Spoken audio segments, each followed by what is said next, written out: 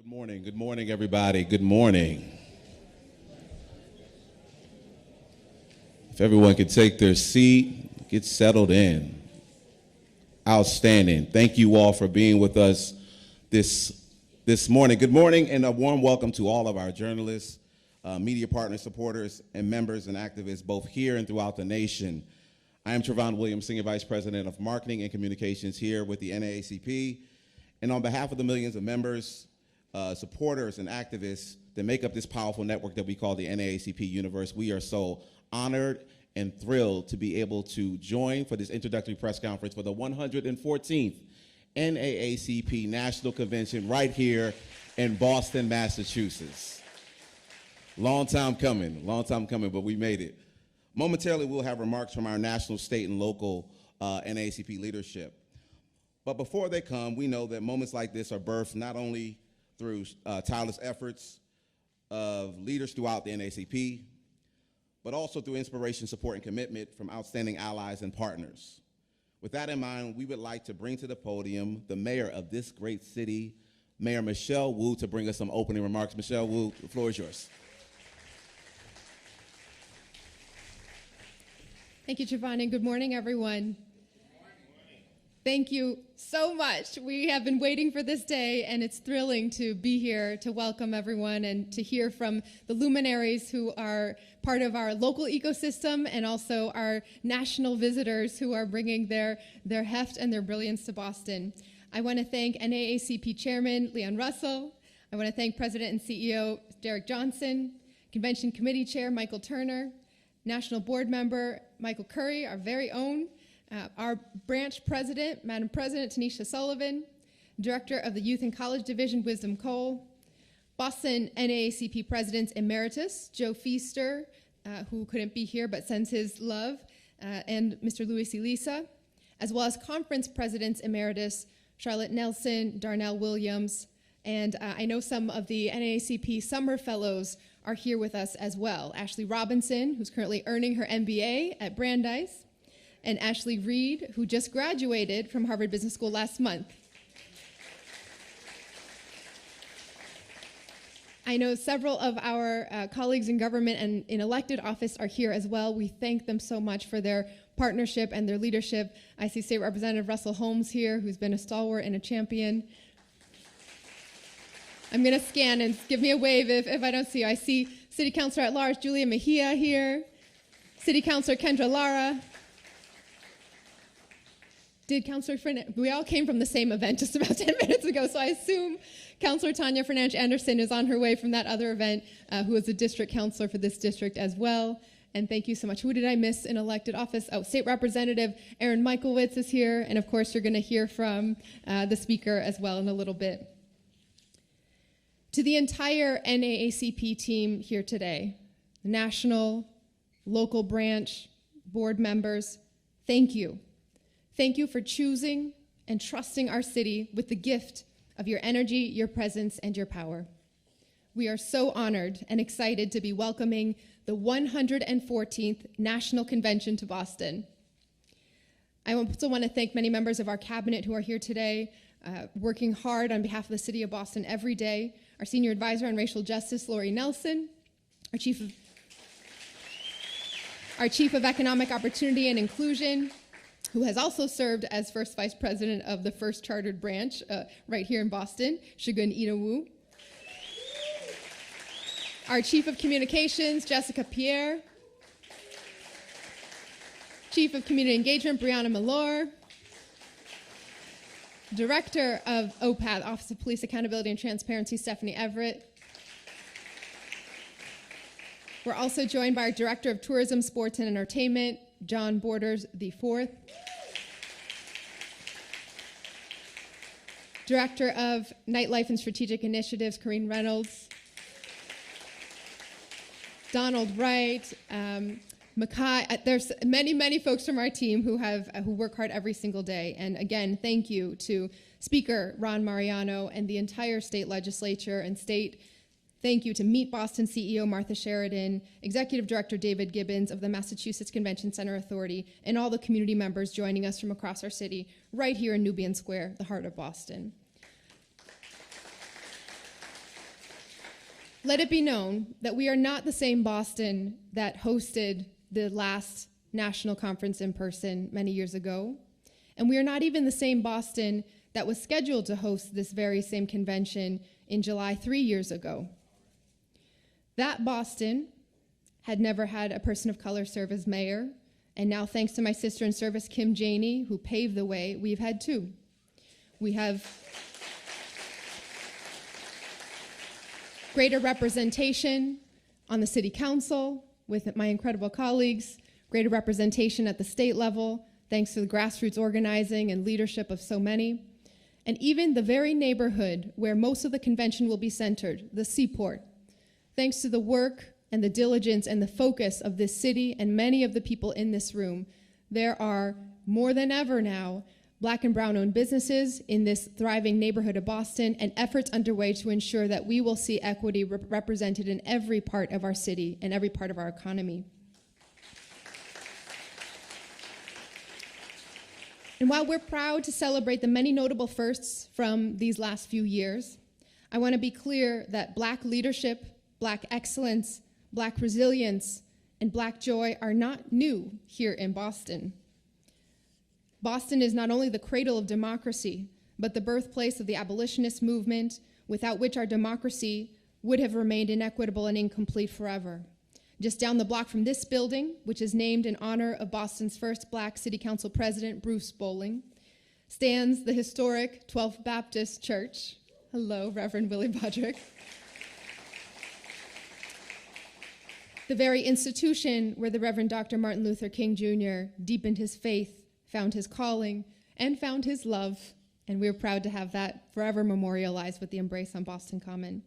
We are the city of Melnia Cass and the Honorable Mel King, of Byron Rushing, Dr. Clarence Jeep Jones, and Miss Jean McGuire, the 54th Regiment, the Phillips School, the African Meeting House. We have always been a city carried forward and lifted higher by the wisdom of Black ideas, the music of Black voices, the power of Black brilliance. And so we are infinitely proud to be welcoming an organization with such deep roots in Boston's Black history. And we're excited to be hosting, on the city side, a variety of programming and free events open to the public throughout the summer, and especially in the week of convention this summer, from culture nights to gospel fest to some of the institutionalized annual traditions that we have already begun to enjoy, BAMS Fest and others that have been taking place. These are designed to complement and uplift this year's convention. We will not be the same Boston after the NAACP convention leaves town either. Our charge is to ensure that the impact, the attention, the energy of this convention will forever leave its mark on the infrastructure, the community building, and the determination of Boston to be a city that leads the way.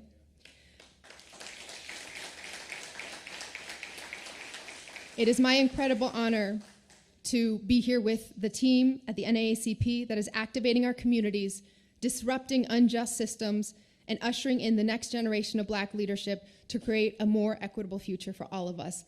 Thank you again.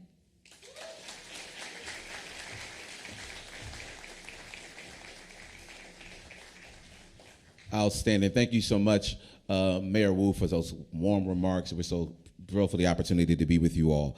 Next, you will hear from our NAACP national leadership. First, you will hear from Chairman Leon W. Russell. He's the chairman of the National Board of Directors for the NAACP. Followed by him will be President Derek Johnson. He's the president and CEO of the NAACP. And then following him will be board member Michael Curry, who's the NAACP New England Area Conference Administrator and member of the NAACP Board of Directors. Chairman Russell, the floor is yours.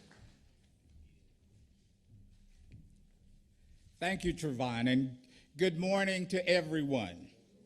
Let me begin by saying thank you to Mayor Wu, the City of Boston, the State of Massachusetts, for all of the support that you've given us over this 4-year slog to finally get to this point. We are happy. We are happy because the last time we were in this building announcing that we would be here 3 years ago, None of us could have imagined, Mayor Wu, all of the things that would happen in the intervening period. And so it's my pleasure to say very loudly and very proudly that the 114th Annual Convention of the National Association for the Advancement of Colored People will take place in Boston, Massachusetts. We look to see all of you from July 26th through August 2nd. We look for you to support our AXO program. We look to you to support our hub and our exhibit area. Come through the convention. Be a part of what we do at the NAACP. We are the nation's oldest and largest and boldest and probably proudest civil rights organization. We are that grassroots organization that attempts to impact public policy across this country. And so we're so happy that we'll be here. Now, I come from Florida. I live in Florida. And so I need you to understand. I need you to understand that we set a theme of thriving together. Thriving together. We're in a nation in 2023 where we're dealing with a bunch of people who don't really want to thrive together, don't want to work together, and really don't quite want to live together. I think about the fact when I look at Massachusetts and I look at the city of Boston and I look at the leadership that women give to this state and to this city. And I reflect on the fact that in states across this nation, women's rights are under attack. Women's health care under attack. I think about the fact that we've seen a major civil right taken away even in the face of the unchallengeable fact that the most dangerous thing for a black woman in America is childbirth. Understanding that when we talk about a woman's right to choose, what we're really talking about is a woman's right to govern her own body.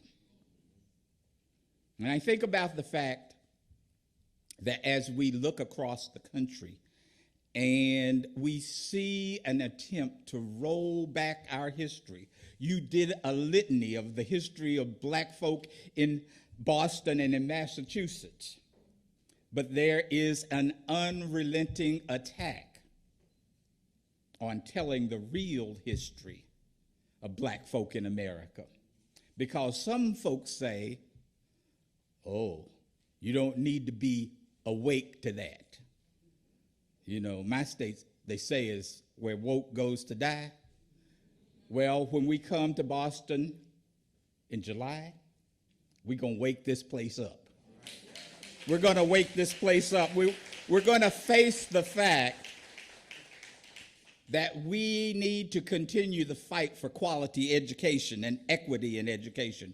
We're going to raise the issues of gun violence in America and how police use their authority in America. We're going to look at the issues that are confronted by communities across this country. We understand that climate justice is not just a phrase. It's real. Ask the people in Texas who are being denied their voting rights right now, whether or not they've got enough power to sustain air conditioning for the next 2 weeks, because they're under a heat dome that will end up with a lot of folks dead because they won't be able to survive. That's what we're about waking up the United States of America to the fact that we have work yet to do. We haven't become the shining city on the hill. We haven't become, unlike that mythical moniker that people want to give us, that we are the most advanced nation in the world. When we look at ourselves and realize that in education and in healthcare and in so many other areas, we are behind so many countries that we would consider developing nations. We have work to do. The 114th Annual Convention of the NAACP will lift up the work that we do, the work that our grassroots folks do, the work that we all have to challenge ourselves to do, because in order to thrive together, we have to understand that we have to work together, we have to plan together, we have to create public policy together, we have to carry out public policy together, because that's the only way that we will thrive together. See you July 26th in Boston.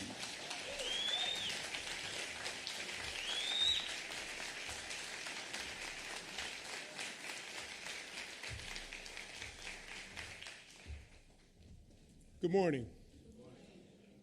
I want to start by thanking board member Michael Curry for the vision to bring the convention here, President Tanisha Sullivan for seeing it through the implementation, to Representative Holmes for pinning the concept that the state of Massachusetts will support this convention, and to the speaker for making sure it get passed. So thank you all for inviting us. To Mayor Wu, you're correct. We are not where we started when we announced, because it's been 3 long COVID years to get here. But we are excited to be here. But we are coming here in the midst of attacks on our rights and inclusion. NAACP, for 114 years, have stood in the gap to make democracy work for all, and today we are needed more than any other time. Our theme this year, Thriving Together, highlights the shared goal to thrive in spite of efforts to restrict rights. Not only rights for African Americans, but rights for citizens across the board. And if the first 6 months of this year had been any indication, the Black community needs the full power of the NAACP. Let me correct that. America needs the full power of the NAACP. Because for 114 years, it has been our job to make democracy work for all. If you think about the advancements in this country over that time, our fight has not been an exclusionary fight for our community only. Our fight has been a fight to ensure that the promises that is enshrined in the Constitution is provided to every citizen. And even if you don't have citizenship, that you're treated with human dignity. Voting rights are being attacked. The lack of legislation ensuring police and gun reforms put Americans at harm across the country. It is about public policy. We're an advocacy organization, not a service provider, because we recognize that when people are hungry, there should be soup kitchens. However, there should be legislation and public policy to prevent hunger. Even as we stand here today, the fate of affirmative action rests in the hands of a Supreme Court, which unfortunately for many of us have been shown to be the most corrupt, unethical Supreme Court in the history of this nation. And we wait with bated breath in hopes that they don't pander to an extreme minority group of individuals who want to create an apartheid America. That's really important for us to pay attention to, because an apartheid America is a shrinking America. We can no longer proclaim to be the leading democracy on the globe if, in fact, we restrict the opportunities of so many deserving individuals to add to the quality of life for all of us. I recognized a long time ago that I'm funny looking. And no matter what I do, I can't change the way I look. But also recognize that the uniqueness that I bring to the table add value to the collective table of individual uniqueness. Because in that moment, our individual uniqueness is our genius. And collectively, if we put all of our geniuses on the table of collective human capital, we are stronger together. That's why the theme of thriving together is so important.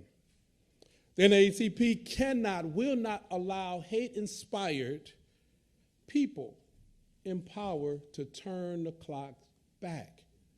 We cannot afford that. Whether it's the rights of women, whether it's the rights of immigrants, whether it's the rights of women, of the LGBT community, whether it's the right of young people to go to school and be able to read the rich history that we've all contributed to, we must stand together. Our victories from the 1964 Voting Rights Act or the 1965 Civil Rights Act, our 1964 Civil Rights Act, 1965 Voting Rights Act, are victories that have stood the test of times, and we must protect them at all costs.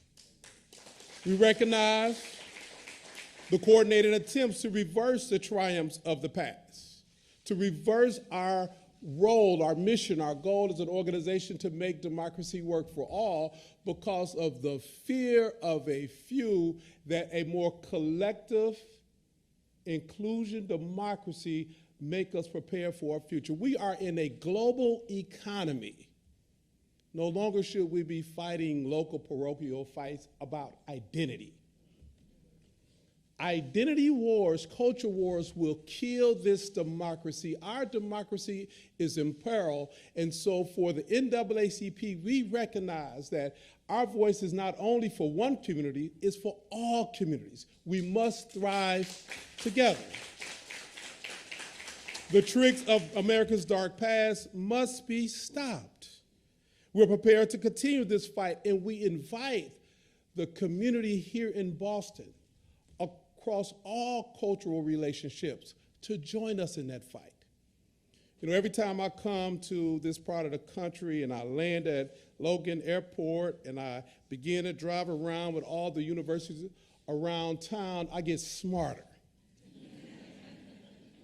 Because this community have led the way in the intellectual capital. Many people from around the globe come here to study, come here to learn. Boston, you have something to say. Can you imagine the Massachusetts legislative body voting to ban books? That's asinine. We've seen that before. It is a road that leads to nothingness. Let me be clear. Affirmative action exists because we cannot rely on colleges and universities and businesses alone to ensure access to opportunities will be provided to everyone. We must have public policy and strategies that's inclusive. Why affirmative actions? What are we affirming and what actions? We are affirming that the harms, the damages of the past, that we must take actions to open up opportunities so that Mayor Wu can stand at the podium with the title of being mayor. It is important for us to understand that there is an individual who may be living in this community who's ready to take up the mantle to be the next Barack Obama, who studied in Boston as well. And we cannot appreciate, celebrate that opportunity if we suffocate that young person's opportunity by denying that person knowledge. Education is integral to the future of this nation. And that's why we have taken on the student loan debt campaign. We've taken that on aggressively because there are so many aspiring young minds from households who may not have the wealth opportunity to attend college, but because of that, they should not be forced into a predatory lending market for them just to access knowledge.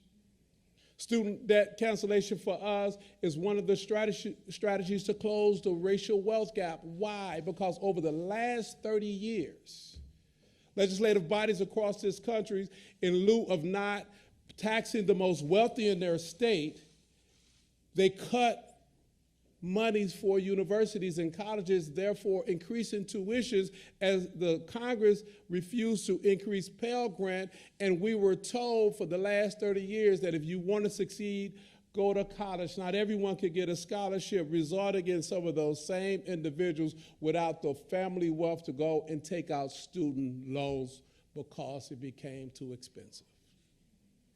That's not a thriving democracy. That's a predatory educational system and structure that suffocate the aspiration of young people because those same young people become teachers who are underpaid and now they're asked to pay back a student loan that they cannot afford. That cycle is something that we must address. We are connected by our culture and experiences and our advocacy. The fight for clean and accessible water in Flint, Michigan is directly related to public policies in Jackson, Mississippi, or in Baltimore, Maryland, or in Philadelphia, or even here in Boston. That the infrastructure that we rely on for clean water, that the public policy that will determine whether or not we have clean air to breathe, and the food that we eat that should be regulated is all about the work of the NAACP. Discrimination is both a solution for bad actors and it's a problem for us. Our solution must be to eradicate discrimination so they can go and deal with their greed in another way. For us, we understand that greed is the root to exclusionary policy. The work to respond to gun violence takes tactics used in Uvalde, Texas, and St. Bernardino, California, or any other place where we've had over 300 incidents of gun violence. When we share our knowledge from our delegates from across the country to talk about those tactics, that's why we meet, because NAACP in 47 states, 2,200 units, we are the eyes and ears on the ground, not only for the African American community, but our members writ large. We work to secure a future where everyone can exercise their civil and human rights in every aspect of life: education, health, criminal justice, and the environment without discrimination. That's why this convention is a sacred space for us. That's why we reflect on the roots of this movement to re-energize today's fights. We are proud to reflect on our deeply rooted ties to this city, where the first branch of this association was created. Our goal, our mission is to thrive together and to ensure that democracy works in a way in which every citizen can participate. We are glad, we are proud to be in the city of Boston. Thank you for being so welcoming, and we look forward to seeing you in a few weeks. Peace and power.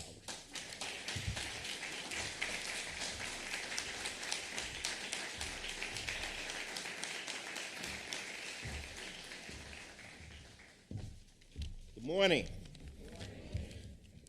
The 114th NAACP convention will be held in Boston, Massachusetts this summer. And to be 114 comes with a lot of tradition. The road to Boston was everything but traditional.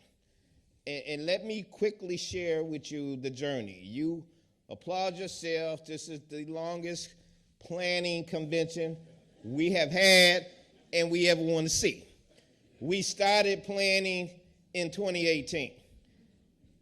And we came here, and we didn't plan to come here. We were actually the leadership team of convention planning, myself, co-chair Hazel Dukes. We were in Nashville, Tennessee, who was selected for 2020 pending a successful site visit. Well, the rate in Nashville was $350, and that was what they were telling us in 2018. And I'm trying to get the city to understand our delegates don't pay that. Our delegates do not come to a convention on an expense account. They're grassroots. They pay out their pocket, and we have to do our absolute best to minimize their costs. So I get a call from Michael Curry, encouraging me to come to Boston. I said, Michael, I'm in Tennessee fighting them. You know how expensive Boston is. He said, the then Mayor Walsh is going to work with us. I said, I'm going to be honest with you, I wasn't feeling it.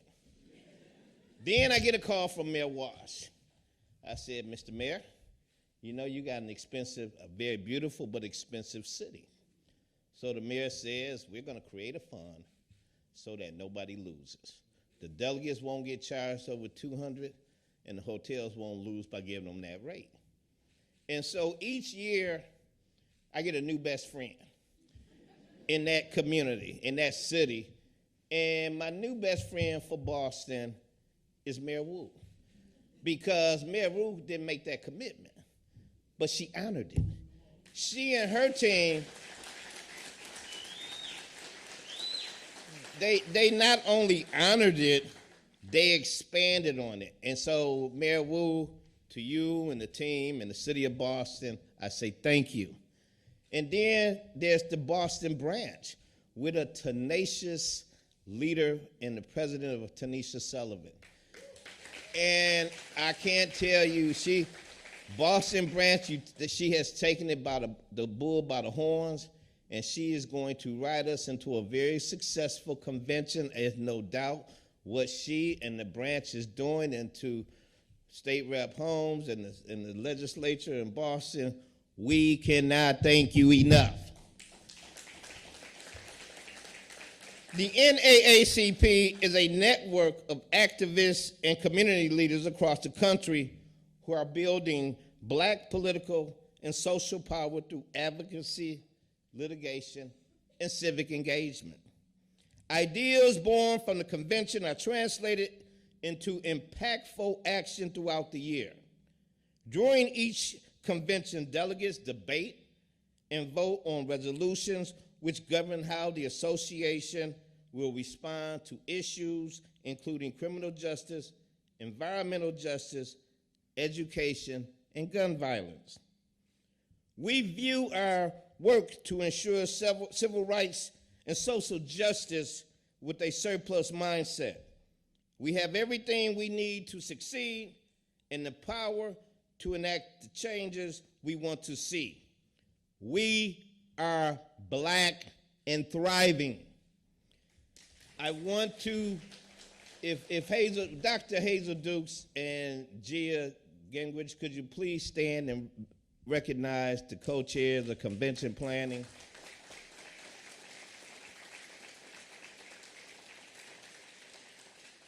As I go to my seat, I want to say, Boston, we are fired up and ready to go.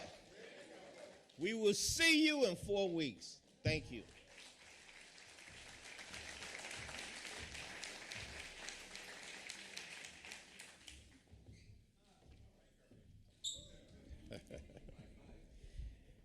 Good morning. As I was thinking about today, I was trying to figure out where to start to bring greetings. And I think about a few things in this moment. I think about the African proverb, if you know the beginning well, the end won't trouble you. So I think about the many folks in the NAACP that have stood in the position of president or served on the executive committee or been a member of this organization and served in this city. I think about Leonard Alkins, my mentor.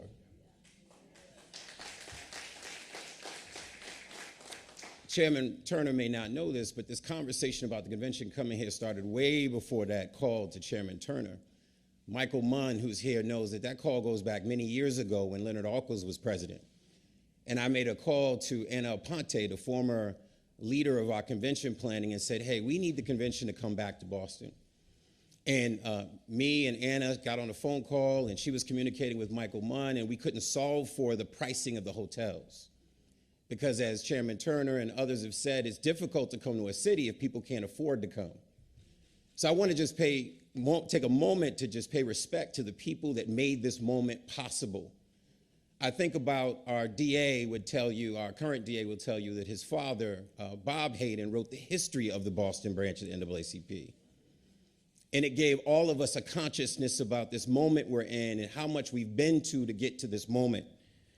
I want to say this in my brief remarks as I think about the work that I do across the country. I get to talk about anti-Black racism in this country, and I do it pretty regularly, walking through history from 1619 to today. And I always tell people I want you to quantum leap, if people remember the TV show Quantum Leap. So I really want you to be standing on a street corner in Boston right now in Roxbury in 1901 and pick up a copy of Boston Guardian, William Monroe Trotter's paper. And you would see inscribed on the front page of that paper, "For every right with all thy might." That's what we're talking about. That in the course of this city's history from 1630, when those slaves arrived in Boston by route of Bahamas, to 1641, when slavery was legalized in Boston, to the series of cases, the Mombet case, the Kwaku Walker cases that led to the elimination of slavery in Boston, through our struggle with slavery and our benefiting from Southern slavery, America's capitalism, to birth of a nation in 1915, where William Monroe Trotter marched 10,000 Black folks on Tremont Street to shut down that theater because they were showing what people have described as white racial pornography, to the birth of the Boston branch in 1910, the Boston Committee to Advance the Cause of the Negro, before we became a branch. Many people don't know that the Niagara movement, which was the precursor to the NAACP, 1905, Du Bois, Trotter, and others, all men, organized. Their third meeting of that organization was here in Boston. It was the first one they allowed Black women to participate. So we have a lot of history in Boston. Sordid history, complex history, busing. I was on those buses in 1974, taking that ride across Museum of Science to Charlestown with rocks being thrown at the buses and us having to lay down in the seats. So I just want us to take pause, because I think when I proposed the convention coming here, I knew as a member of the board of directors that it was good for the convention to come because Boston would be good for the NAACP. But that wasn't my main reason. Because I think when conventions come to cities and states, they require us to dig in on history. Because we need to now revisit that history to give us momentum for all these conversations we're having about reparations, about criminal justice, about housing and education. You get a sense of pride, and as my good friend Rosalind Brock, the former chair, said, courage will not skip this generation. So I say this to you as I close on behalf of the New England area NAACP, which is branches in Maine, New Hampshire, Vermont, Massachusetts, and Rhode Island. We're excited to have those delegates come and to have Boston show up. Boston show up. Now, people have asked me constantly, well, you know, conventions, do people really come to the conventions from the city, and do they participate? And I've seen differences in cities since I've been on the board since 2014. But I'll say that at this press conference, if people show up, it'll be because today you walk out of here and you decide to bring people with you. There should be no convention in Boston. And I'm going to say this to Cliff, who I was just talking to when I walked in. When I was president of NAACP, I was adamant that I got street casts involved in NAACP. So I went to Slade's. Now, some people who are not from here won't appreciate that. I went to do recruitment at Slade's with Siobhan. Siobhan, a national board member, she gave a speech in the middle of Slade's with RSO in the room. And they ran up, oh, we want to get your number, Siobhan. We want to work with the NAACP. That's what we're talking about. That don't let there be one aspect of the city that does not get an invitation to come to Seaport and to that convention center. So I'm going to say, one is I'm honored and blessed to serve on the national board, and the chairman allows me to serve as chair of the Advocacy and Policy Committee. We do some tremendous work. I'll end it on this note, and folks have heard me say this, that I always say I'm glad so many people are woke and others are waking up, Mr. Chairman, but some of us are insomniacs. And the reality is I get to sit around a table quarterly with a table of insomniacs. I get to work with a national staff that live and breathe civil rights every day, way before George Floyd, way before COVID-19. They understood that these issues are urgent, and they save lives. Thank you.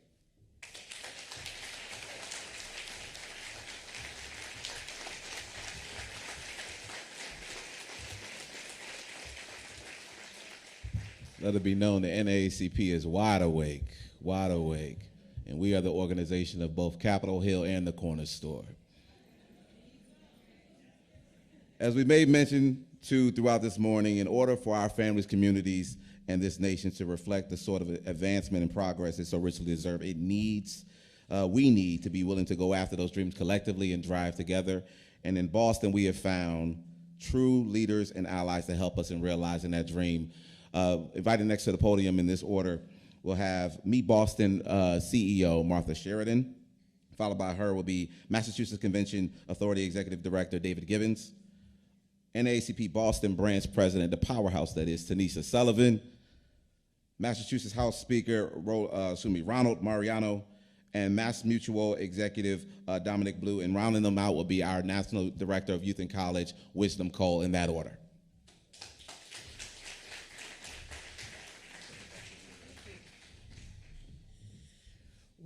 Well, aren't those some tough acts to follow? Good afternoon, good morning, almost afternoon. I'm Martha Sheridan. I'm the CEO of Meet Boston, the city's Convention and Visitors Bureau. And I'll start by saying that being the CEO of a CVB that's going to host this monumental convention is a privilege of a lifetime. Many of my counterparts would wish to host this group in their city, and I'm just so thrilled that Boston is going to be your host for the next convention coming next month.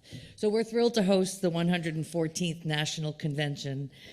As the first chartered NAACP branch, we embrace this moment and this opportunity to highlight the Boston of 2023, as the mayor mentioned. An exciting city featuring 23 diverse neighborhoods, each teeming with immersive cultural experiences like the one we're in today. The National Convention drives national conversations. Attendees include innovators and thought leaders whose ideas find a forum here to be socialized more broadly and, most importantly, crystallized into impactful action. In Boston, we are proud of our tradition of innovation as well. We boast 4 centuries of pioneering spirit, 4 centuries of rich immigrant history, and 4 centuries of leading progressive conversations. We know we have work to do. We confront our own history as we strive every day to build equity and access across the city.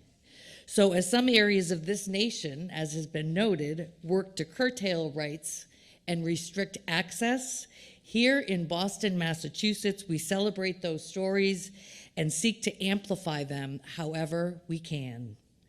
This is the Boston we want attendees to feel and to experience. Our story is theirs. As a destination marketing organization, we've worked diligently to bring the promise of the visitor economy to all areas of Boston, elevating neighborhood stories and community voices to create content, inspire visitation, and uplift small businesses as an essential part of the travel experience. Our award-winning Boston neighborhood videos and all-inclusive Boston campaign both underscore this focus and how we have pursued it intentionally and, most importantly, authentically. Working with Michael and Tanisha and all of our city partners and the MCCA, this has been a collective effort to thrive together. I want to note and thank members of the Meet Boston team who, alongside all of the leaders that spoke today, have been working diligently for the past 4 years to make this convention a success. And we are proud to support this convention on every level, financially, logistically, and socially. So we're excited to be working alongside all of you for that. I think most importantly, I've been in this business for 35 years. I am the first female CEO of this organization. Also one of only a handful of female CEOs in major metropolitan areas across the country. I have a passion for travel, and I firmly believe that travel breaks down barriers, helps to cultivate global citizens. It connects our deep desire to explore and protect this planet and to cherish all the diverse cultures, communities, environments, and ecosystems that call it home. Here in Boston, we cannot wait to be home to the 114th National Convention. Thank you.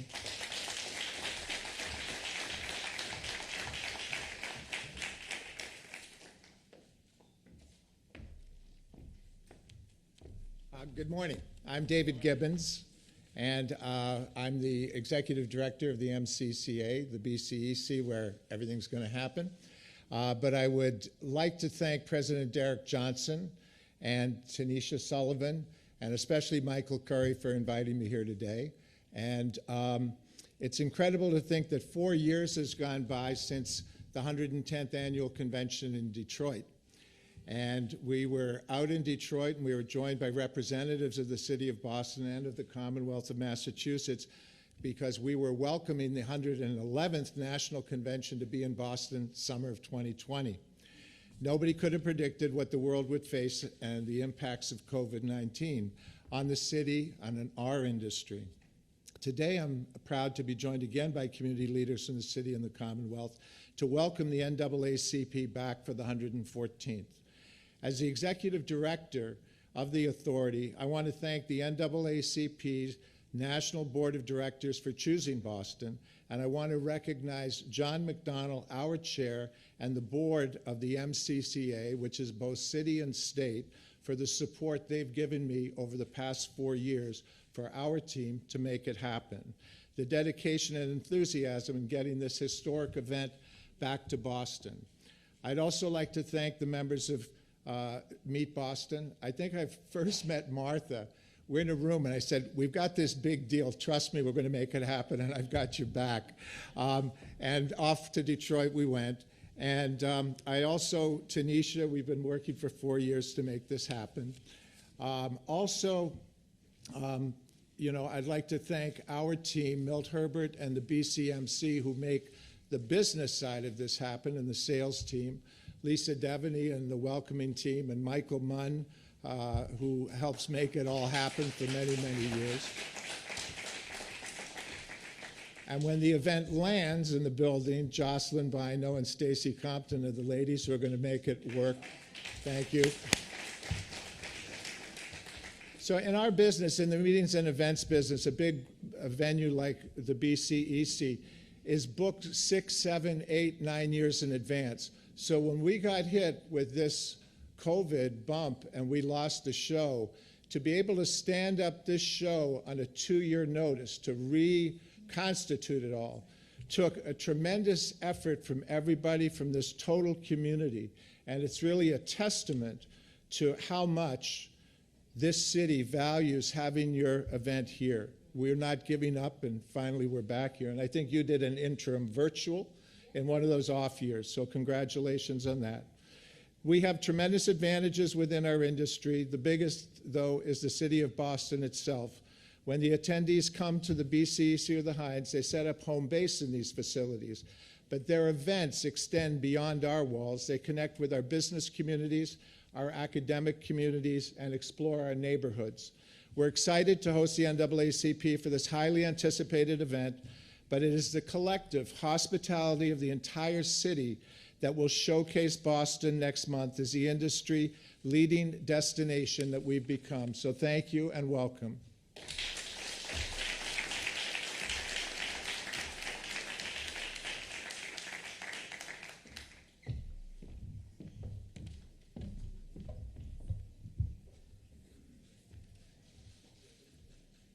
I have a couple of folks who are joining me up here quickly, if we can. Appreciate that.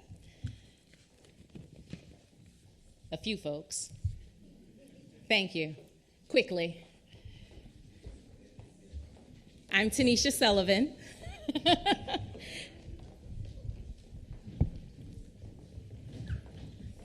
I'm the president of the NAACP here in Boston. It is my honor to serve this organization in this capacity, and I am pleased to be here today as we celebrate the 114th National NAACP Convention coming to Boston. I want to, of course, thank our mayor, our national leadership, Chairman Leon Russell, our vice chair, Karen Boykin-Towns in her absence, our chair of the National Convention Planning Committee, of course, Michael Turner, our vice chairs, Dr. Hazel Dukes and Gia Greenwich, and of course, our national president and CEO, Derek Johnson, for their leadership and for really trusting us with this convention.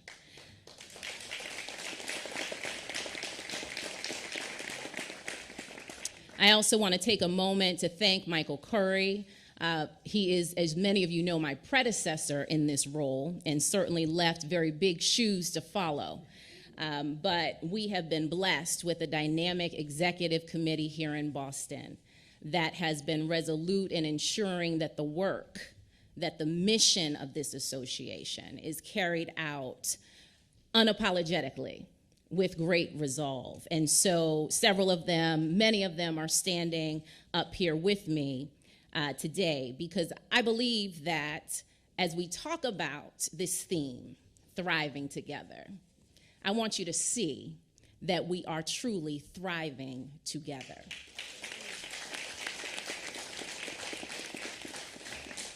I was sharing with Martha for a moment. I said, we got to let them know there are women in leadership, okay? And so I also want to call into the space the fact that here in Boston, we also have the distinction of having the first woman to serve as a president in the association. So the very first president, very first woman to serve as president of a local branch in this association was Florence LeSueur, and she was president of the Boston branch. And so I also stand on her shoulders, of course, the shoulders of many other women who have served in this role, Ruth Batson, Melnia Cass. These are women of impact, not just of title, but women who were deeply committed to ensuring that this city was one where we could all live, work, and thrive. And so I'm honored to stand here today in their legacy. This convention is surely an important marker for our city and for our Commonwealth.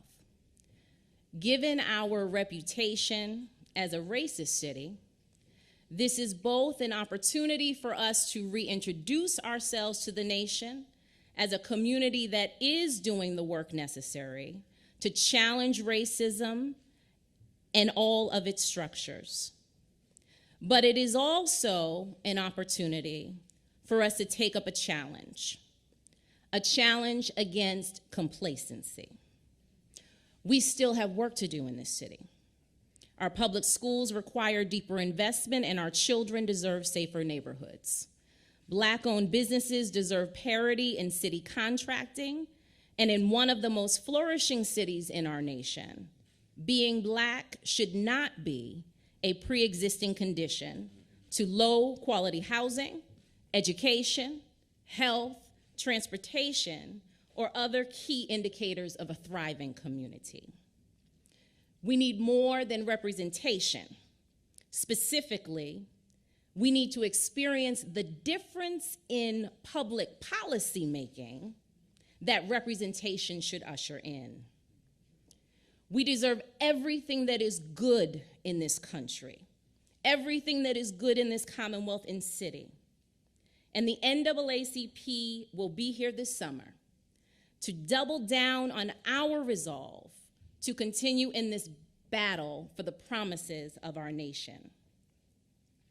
And so, as president of this historic branch, I don't take for granted, and I am very grateful for the tremendous support we have received from across the Commonwealth. This work over the past few months has been a testament to the strength and resolve of our government and our business community to work hand in hand with the NAACP. On that, I want to especially thank our legislature, our speaker, our Senate President, Karen Spilka, Chair Michaelwitz, Representative Holmes, Senator Miranda, and also our governor's office. When we began this journey in 2019, Governor Baker was incredibly supportive. And Governor Healy has truly taken that support to the next level. Her entire cabinet has been activated to support this convention, led by our Lieutenant Governor, Kim Driscoll, our Chief Secretary, April English, and today we have our Undersecretary for Transportation, Monica Tibbetts-Nutt, here representing the administration. I also want to thank our business community. When we began this journey in 2019, then Mayor Walsh activated our business community. And I want to be clear that that support has never wavered. We are pleased to have the support of anchor institutions like State Street, led by Ron O'Hanley, Mass Mutual, led by Roger Crandall, and Dominic Blue, who you'll hear from a little bit later, Eastern Bank, Bob Rivers and Quincy Miller, and our historic Boston sports teams. These institutions have not only joined us in partnership for this convention, again, I want to be clear that they also reflect long-standing partners in this work toward advancing racial equity across this city.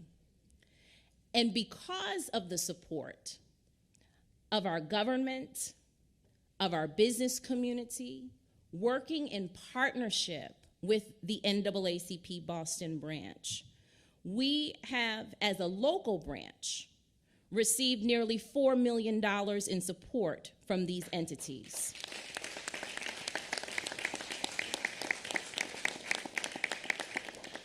That will allow us, as a local unit, to help ensure that this national convention has impact not just this summer, but beyond. This is, of course, in addition to the hundreds of volunteer hours that these institutions have committed to this 114th National Convention. Now, as a corporate executive myself, I understand how critically important it is for our business community, policymakers, and civil rights organizations to work in partnership to ensure we're implementing policies that will have the most consequential impact on our communities. The NAACP Boston branch is volunteer-led. I and other members of our leadership team volunteer our time in service to the NAACP. So this support means that we are able to invest back into our local community by engaging Black-owned firms, women-owned firms, and other BIPOC-led organizations, like LDF Holdings, led by Senator Linda Dorsina-Forey.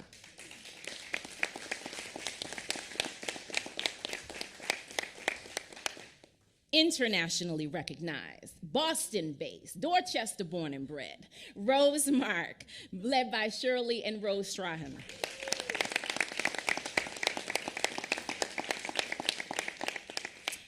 Endless Flair with Aisha James. Okay. The Davis Systems, Aaron and Anthony Davis.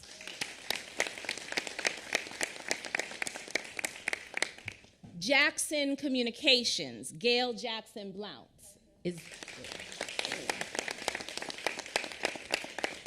And YW Boston, led by Beth Chandler, just to name a few.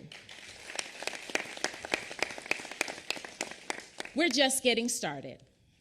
This convention, as was shared, will make a difference in this city. We will be forever changed for the better. There are too many folks counting on us. And so I want to thank those of you who have joined us today. I want to echo Attorney Curry's invitation, inviting you to join us at the 114th National Convention, July 26th through August 1st, at the Boston Convention and Exhibitors Center. We look forward to seeing you, and we look forward to thriving together.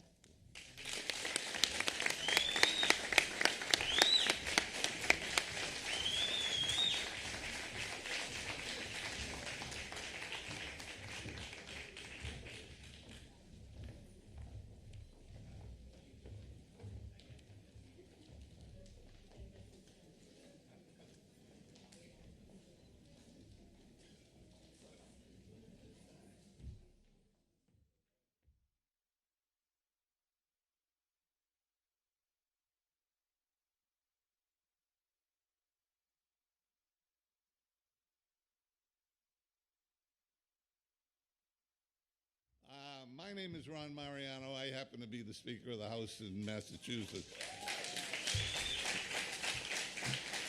I just want to say I am honored to be here. I truly am honored to be here at the announcement of the 114th National Convention.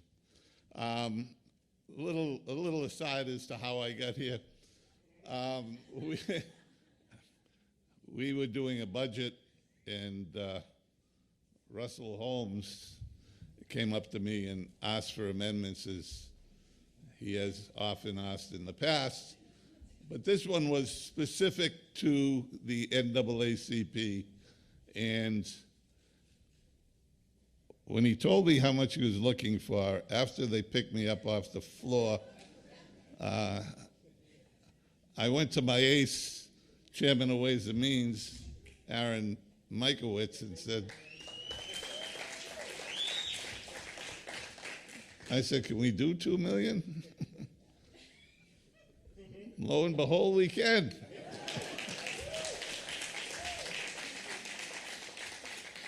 And I guess that's how I got invited.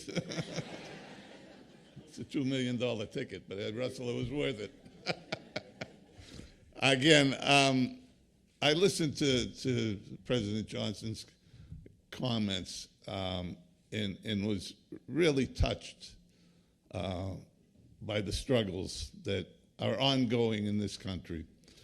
And the one thing I think you can leave here with as you go back to the members and ask them to attend your national convention is that you're coming to a place that recognizes the crisis that we're in this country. Every time the Supreme Court has made a decision that tramples on the rights of individuals, like women's health care, we've stood up and passed our own laws that make the Supreme Court decision irrelevant. We will continue to do that. We're working on the gun legislation as we speak now. I think the choice of this city as your site this time, though it was fraught with some stops and starts, and all good things are a little bit tougher than they usually are. So we're here at a good time. We're here at a place that recognizes the struggles, that recognizes that things have to change, that we can't allow the Supreme Court to run roughshod on the rights of individuals. And we must stand up. We must stand up. I don't have a lot of people around me, thank goodness, and I don't have a holding company. That was a shot at Linda. You're not going to get out unscathed, Linda. Again, I'm just thrilled to be here, and I'm honored to be here. It's quite an honor. I thank Russell for coming up with the amendment. After I took my heart medication, I was fine, and we're going to be fine. We were able to balance the budget even though we were shy a couple. But again, thank you for the invitation, and thank you so much for allowing me to speak. So.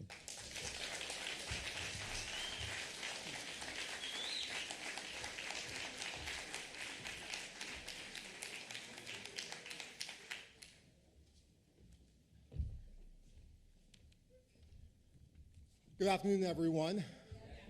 My name is Dominic Blue. I'm head of third-party distribution and new markets for Mass Mutual. And it's truly an honor for me to be on this stage here with so many distinguished guests and speakers. And as a side, before I get to my speech, the reason why it's an honor for me is my mother was raised in the segregated South.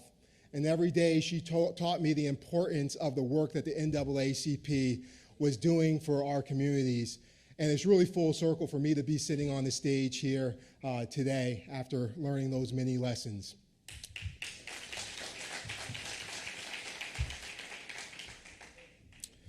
So I'm here representing not only Mass Mutual, but the broader corporate community in Boston. And Mass Mutual is committed to reducing and eliminating bias and discrimination and increasing the financial security of Black people and all people of color. And that's our shared value with the NAACP, and that's why we're committed to the convention and partnering with the organization. Now, we believe that companies should and can help play a role in eliminating the systemic structures that exacerbate economic inequalities. Mass Mutual has been on this journey for more than a decade, and it truly is a journey. And it's a call to action for all the companies to join us in that journey. As an example of some of the work that we've done more recently is our impact investing work. We're investing $300 million in Black, Hispanic, and diverse owned businesses. We also have a target of $150 million in supplier diversity. Now, we're looking forward to sharing some of our work and also learning from others around their work that they're doing at the convention. So in closing, the Boston business community welcomes the NAACP to our city. Here you'll find many companies that are committed to diversity, equity, and inclusion as a business imperative. And we all know that working with the NAACP, that we're going to realize that goal together. Thank you.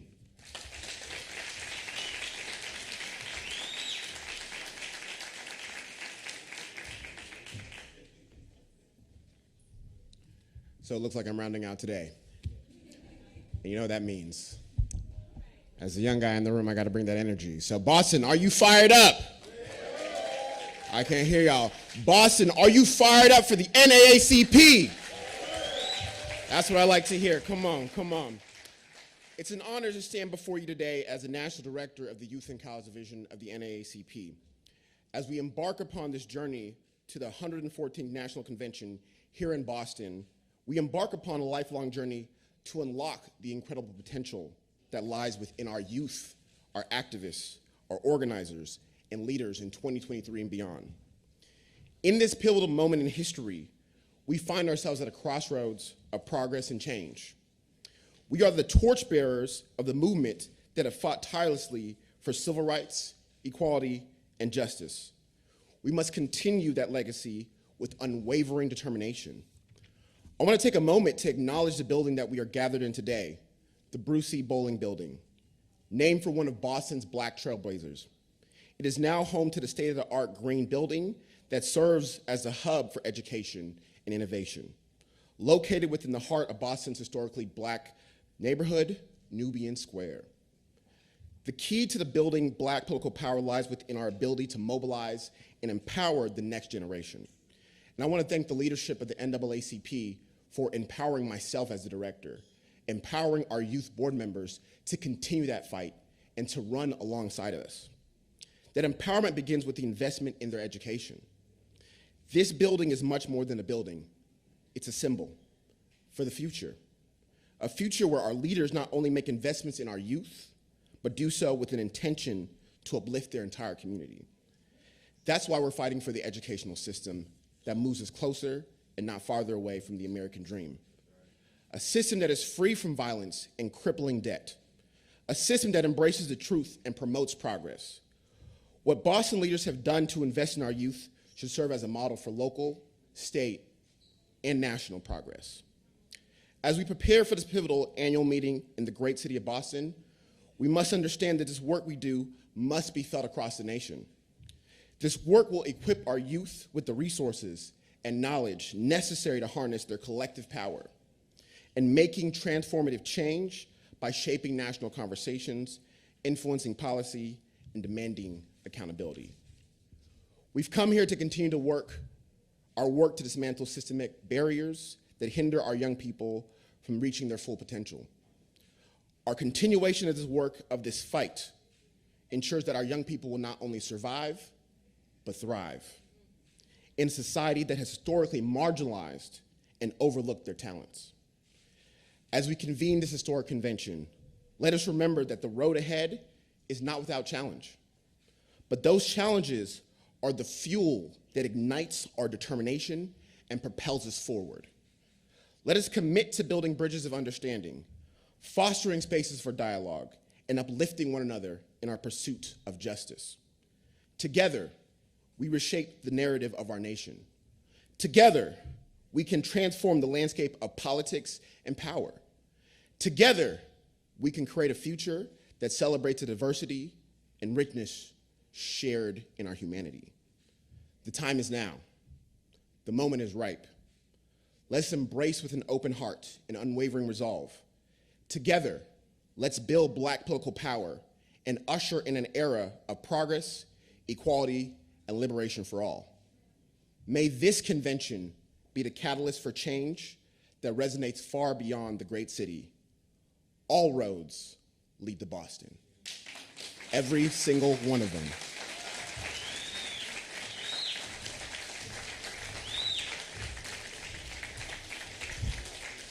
Thank you, Wisdom Code. Can we get a hand for all of our speakers once again? Outstanding job. We're going to ask all of our participant speakers to come to the stage real quick. We're going to take time. We have time for about 3 questions. That's it. Now, y'all know it's hot. So if you got a question, you better ask it quick. 3 questions from media outlets. Make sure that you stand, recognize. I see my sister here. Is there another? Gentleman here, and then the young lady in the back. Those are my 3. Name and outlet, please. My name is Tiana Woodard. I'm a Boston Globe reporter. I was wondering if you had any details on any of the speakers or panelists that are coming here for this convention yet.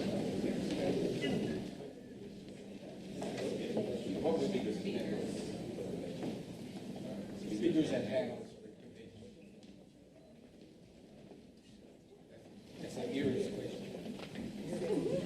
What I'm happy to tell you is that we'll be releasing immediately following the press conference that will have more details. There's some names that we got to get the thumbs up on before we can say more. I don't want to break no whatever. But we'll send a release out here momentarily following this. They'll give you a few more details with regards to some of the more notable speakers and panelists that will be participating.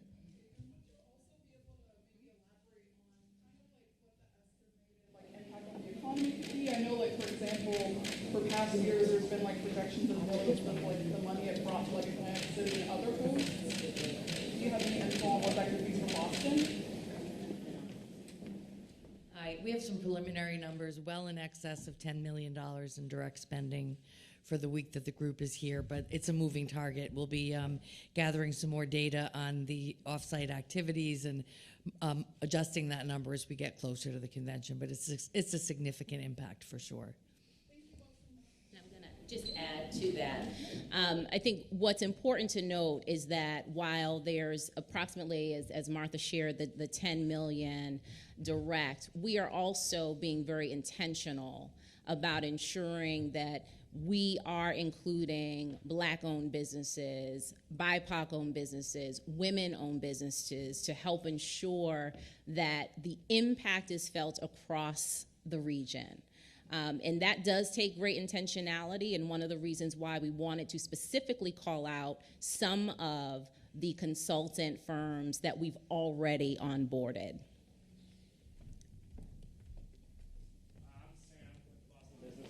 This is a question for some of the city folks.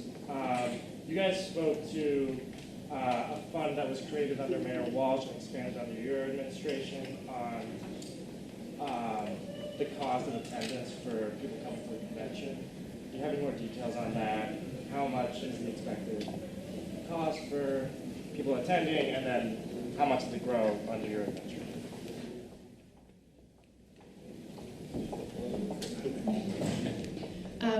We can follow up with that information. I don't have the numbers off the top of my head, but very grateful. There's been a whole team at the city level dedicated to working alongside local leadership, national leadership, to ensure that this convention is accessible, inclusive, and affordable to participants.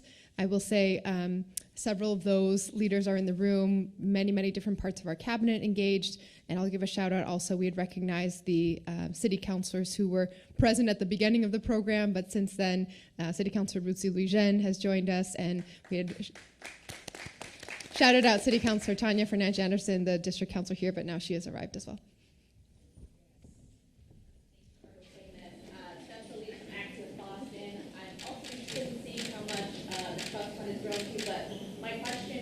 About some of the events. What are some of the events that are specific to Boston that will ensure, as some of our leaders have said, that this will be an unforgettable experience to transform some aspects of the city here? What events haven't been done at other NAACP conventions that will be specific to this city? So first, and the mayor will elaborate on the city's focus from an NAACP Boston branch standpoint. We look forward to welcoming our neighbors across the city for a day of action and service on July 22nd from 10 a.m. to 12 noon, and that work is being led by the Davis Systems. That will be a citywide day of action and service across 5 of our neighborhoods here, focused on 5 of our neighborhoods in the city. We will be joined by local residents as well as our corporate community in that work. We also will have a career summit that will be taking place during the convention. Over the weekend of the convention, July 28th, so Friday, July 28th to Sunday, July 30th, we have what we're calling the NAACP experience at the Hub. That is free and open to the public all day. The Career Summit will be there. There will be activations from many of our members of our corporate community as well as our local organizations. Again, that's the weekend of July 28th to July 30th, free and open to the public, in addition to a number of social events that are in the process of being planned. Madam Mayor. And I'm going to wave up our Director of Sports, Tourism, and Special Events, John Borders, as well as Chief Idawu and Lori Nelson, if they want to come up and offer a quick word as well. There's been a real focus to ensure that the impact is lasting, and we already have organizations, Black-led organizations centered in the community who have been putting in effort year after year to continue beloved traditions, and often without the public support and recognition and attention of how important this is as critical infrastructure for our community. Events like BAMS Fest or Gospel Fest or the Caribbean Carnival, which is in its 50th year this year. And so there's been some effort on the city level as well to ensure that we can make a connection not only this summer, but every summer to come, and how we can sustain and grow the community infrastructure that is so critical. Thank you so much, Mayor. We're really excited about some of the activations that we have that will take place. One thing that was stated was that Friday night at the Hub, DJ Jazzy Jeff will be one of the talents who will be with us. I've been trying to hold on to like these name drops until things became official, but what better place to share some of these details. On Saturday night, we will have a delegates reception that will be free and open to the public as well from 7 to 11 p.m. We will share details on the location, but that will be co-hosted by our mayor as well as our governor. And then on Sunday afternoon, we will also have Gospel Fest, which will take place at the Pavilion. And our talent will be headlined by Fred Hammond. We will also have Kiki Sheard, who will be with us, as well as an artist, Major, in addition to some local talent. So there are a number of amazing things happening over the course of that weekend to complement the great work that is being led both at the local level and the national level. So just a couple things happening. One of the things we want to stress upon the Boston community is that we're one of very few national conventions that promote and encourage the community to come in and join us. We are going to educate and entertain the young and the senior. And so if you're not a member, you're still invited. And we hope that once you have seen and enjoyed who we are, you will want to be a member. So we invite all of Boston to come out and visit the 114th National Convention. And with that, that concludes our introductory press conference. If you'd like to know more about what's going on with the NAACP convention, we ask you to visit us at naacp.org and follow us on all social media platforms. Thank you all. We'll see you in 4 weeks. Can we get the principals to stay for a quick photo op? We're staying.